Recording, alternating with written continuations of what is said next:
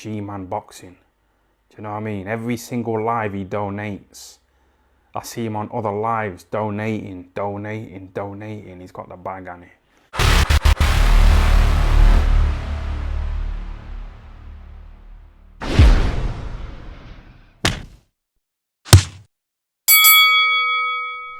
Do you know Tyson Fury when he first came around, when he first came about and was fighting the likes of Kevin Johnson, he was being, compared to his rival at the time, David Price. And yes, they were rivals at the time. This is 2012.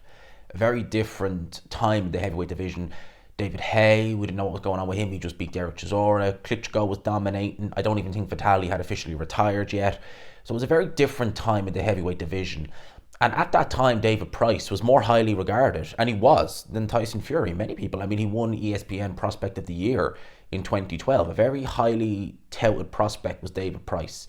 And, some of the common opponents, David Price was just going through guys. Tyson Fury was going the distance with some, and, he was having hard fights, like John McDermott, years prior. So people thought Pricey was the better shout as a prospect. It didn't turn out that way. We never got to see these guys fight. It might have been interesting. I think with the benefit of hindsight, you could say Fury probably, definitely, most likely would have won, but you never know. But the thing about Tyson Fury back then was that his attitude was altogether different. It was more or less, he was more jovial. He had bands. You remember the interview, the Channel 5, between rounds, the plumber from Liverpool and him and Tony Bellew being, not Tyson Fury and Tony Bellew and David Price. Do you remember that? You don't get that from Tyson Fury nowadays. You don't get that. And listen, Fury had a certain charisma about him. He had something about him back then. He was likable. You got the impression he was more genuine back then.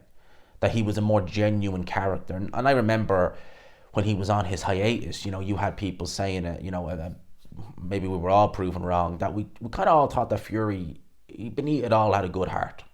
Beneath it all, when I say beneath it all the bravado he came out with, the insults, and some of it was genuine, was banter, the dressing up as Batman to the Klitschko press conference, all that, When you look at Tyson Fury back then, he was easier to get behind. And we really I don't think any of us really thought that he would go the way he did. And when you look at Fury now, as I said, he cuts a very different figure. He's been very different since he's had that comeback. And it even started way back in 2019 when he was trying to milk that lineal title, when the WBC were saying, Fury versus Dillian Whyte, and him saying, well, I won't fight Dillian Whyte unless the diamond belt is on the line. A diamond belt is literally nothing. It's literally nothing. It's one of the WBC tricket titles, and they said okay, and no, he goes and fights Tom Schwartz, and we know what he did.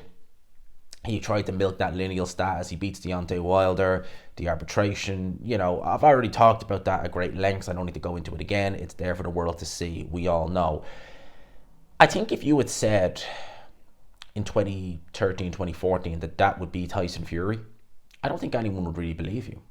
I think people would have said, no, Tyson Fury seemed a more genuine character. When you look at him now, as I said, it's delusion, to say the least. Gaslight extraordinaire. And when you look at his team, and I heard Del Boy talking about this Blue Collar Sports TV, shout out to him, have a look on screen. That's the video. I'd recommend you go and have a watch of it, because he put it better than I probably ever could. Fury has surrounded himself now with enablers, people who will agree with his delusion, the likes of Simon Jordan, the likes of Sugar Hill Stewart is more a straight shooter, but even he in that team is not, I don't think he's grounding Tyson Fury the way he should be. Andy Lee, won't have a bad word to get said against Tyson Fury. I know they're cousins, but you get what I mean. If I haven't already mentioned Simon Jordan, Gareth A. Davis, etc., Frank Warren, all of these will, whatever Fury says, they'll say it like it's gospel. Fury says he wins the fight, he was robbed because of the conflict in Alexander Usyk's country. Oh yeah, he won the fight. Oh, blah blah blah blah blah. It was a split decision. He won the fight. Blah blah blah blah blah. He goes into this fight, and you see him walking out of the ring after the decision is announced, and him saying, I can't get an effing decision here, I was robbed, this, that, and the other. And Ben Davison, of all people, who was there with Moses Atelma, you'd swear he was part of Team Fury himself. You know? And bear in mind, this is a guy who is the trainer of Anthony Joshua, a rival of Tyson Fury. I know they were mates, and you could say they're mates, but at the end of the day, when Ben Davison was training Anthony Joshua, and he was saying all these superlatives, oh, with me training him, now he beats Alexander Usyk, now he does this. Well, what about Tyson Fury? Don't ask a stupid question. Those were the answers Ben Davison was given. Mate, if Joshua and Fury are fighting, are you not going to train him? Don't ask a stupid question. Well, it's not a stupid question. It's a question that you're trying to avoid answering. Again, you know, you do well. You sound like you're in Westminster. You sound like you're in Prime Minister's question time with some of these answers you're giving Ben Davison. And these are the people in Team Fury now who are not... Deontay Wilder, when he was doing this, coming out with the same delusion, and his delusion was worse, don't get me wrong. You look at the team, and all the people in it, JDs, Shelley Finkel, Al Heyman, etc., they all let him say this absolute nonsense. Nonsense. And the one person in that team who was there to say to Deontay, you're talking absolute BS, was Mark Breland. And what happened? Wilder binned him. You look at Team Fury in the past, who was the one person who kept Fury grounded? Who was the one person who kept Fury in good shape? Who had him looking at his most consistent, and when I say in shape, yes, some fights he did still come in heavy, but he was always consistent. His performances didn't fluctuate the way they do now, where hot, cold, hot, cold. The one person in that team who was always a straight shooter, who was always consistent, who kept Tyson on the straight and narrow, was Peter Fury. Peter Fury was, and he's the man in that family. Peter Fury is the guy. Peter Fury has a great boxing brain. He's an excellent trainer. People say, well, Hughie is not Tyson. Hughie is not that talented. Manny Stewart could not make everyone a world champion. Eddie Futch could not make everyone a world champion. Peter Fury can't make everyone a world champion. But I tell you one thing, he can do as best he can with some of these fighters, and maybe with a different trainer, Hughie Fury wouldn't have even won a British title. Who knows? Peter Fury was a straight shooter in that team. He was the voice in the court. He was the only voice. He was the man. And I tell you now, he would have, if he was still in Team Fury and Tyson was coming out with this nonsense that he's coming out with about I was robbed, it's this, that and the other, all the gaslighting and all this, Peter Fury wouldn't stand for that. He would not stand for that. And that's what Tyson needed all along. People say, well, John Fury, you know, I mean, he's been critical. No.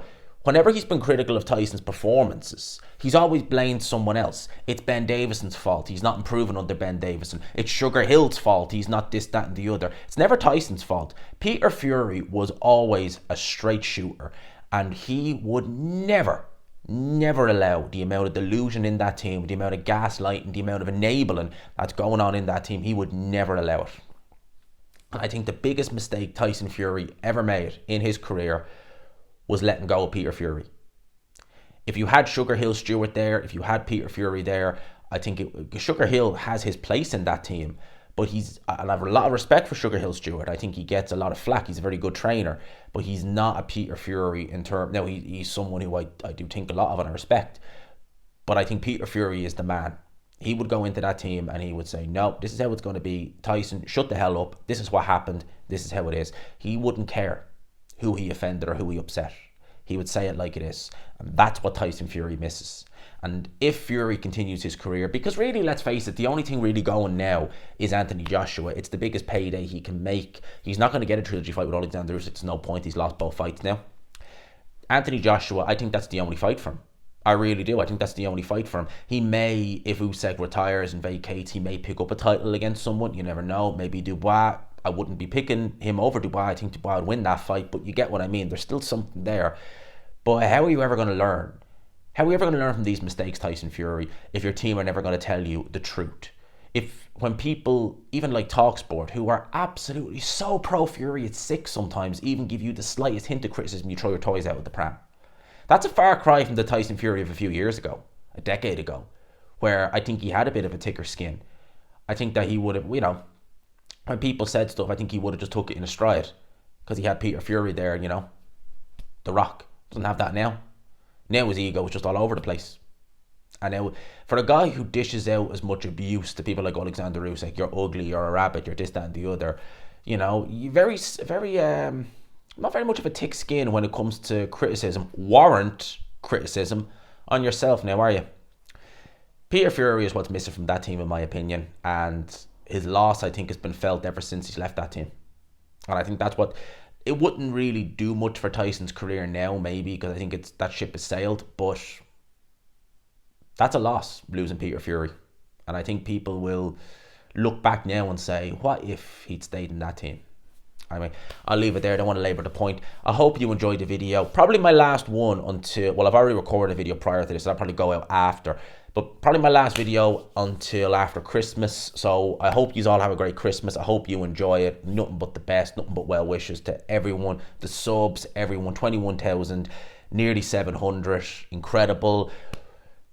25, 30k next year. Let's do it, lads. Let's do it. Next year is going to be a big one. Peace.